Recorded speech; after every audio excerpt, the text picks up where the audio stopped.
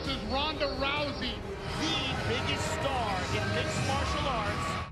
She has shown nothing but total dominance inside the octagon. Looking to knock her out. That's Correia with very impressive stand-up. But when you start saying things about my family and disrespecting the things that my family has been through, I have to make such an example out of her.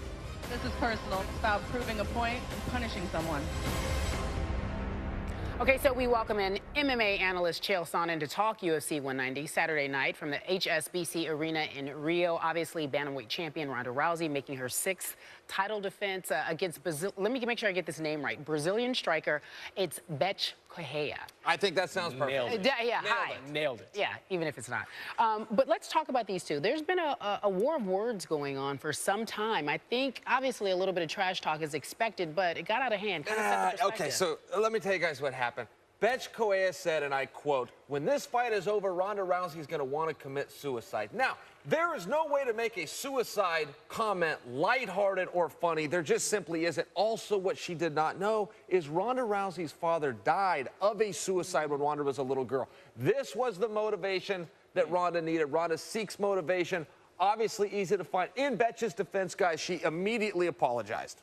All right, so Ronda obviously had said some words about this. She said she didn't like it. She said she was upset about it, and she was going to make her an example, correct? That's exactly right. All right, so moving forward, if we want to talk about this fight, it's obviously in Correia's hometown, in her native country, rather. So how do you set the scene? What happens? Okay, you know, not enough has been made about the fact that Ronda has taken the fight in Brazil. Home court advantage doesn't always matter in this sport of mixed martial arts. When it's in Brazil, it does. It's a very hostile territory. The crowd is very loyal to their countrymen. We don't share that in America. In America, we will cheer for whoever we want, not just because he represents our flag. In Brazil, they chant as you walk to the cage, "You will die, you will die." That's a very hostile environment by its definition. Ronda Rousey is loved over there, but I assure you, on fight night, they will back their own. A lot of people looked at this fight and they said, oh, it's Ronda Rousey. I don't care who she's fighting. She's going to win. You were a lone voice that said, now, wait a minute. It might not be that easy. Correia's 5-0. What do you like about what she brings there to the octagon? Yeah, I'll tell you what, she's 5-0 in the UFC. She's 12-0 overall. She's got a very good record. She's very mean. She's an ornery girl and a real relevance to this fight.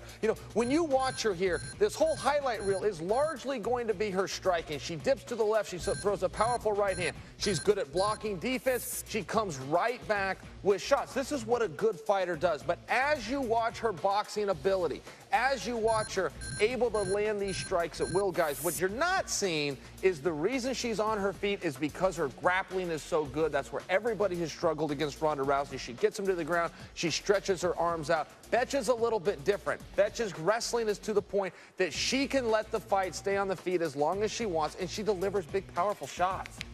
She's not afraid of Ronda Rousey. She's not afraid of Ronda. There's something She to be asked said for this that. fight. There's something to be said for it. You don't think that's just, I would think everyone's afraid of Ronda Rousey. I'm sorry. But not publicly for her. Definitely. Are you kidding me? Yeah, is she here?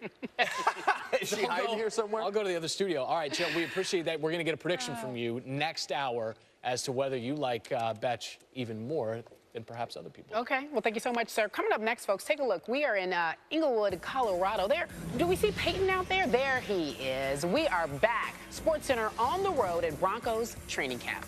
On Watch ESPN tomorrow, 9 p.m. Eastern. And it's a seamless transition going from boxing to MMA and talking with Chael Sonnen. And we've talked all about UFC 190 coming up in Rio. We've talked about the main event, Ronda Rousey and Bethe Correia. Beautiful. Yes, it sounds good. We promised your prediction.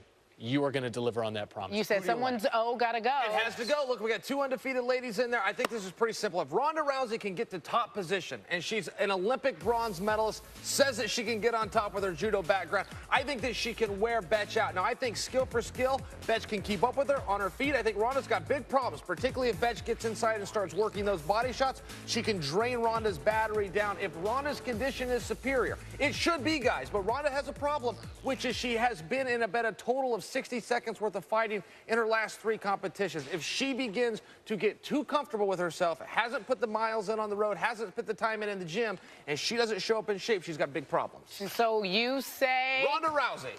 Second round? In a long about way. I think that's a fair, no, it'll definitely get out of the first round. 2 or 3. All right, 2 or 3. So says Chael Sonnen. We appreciate you, sir. Thank you.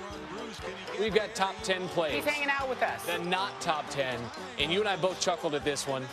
It is Eddie Butler who trips twice. One more time. For the Rockies. Oh, there you go, Eddie. Right?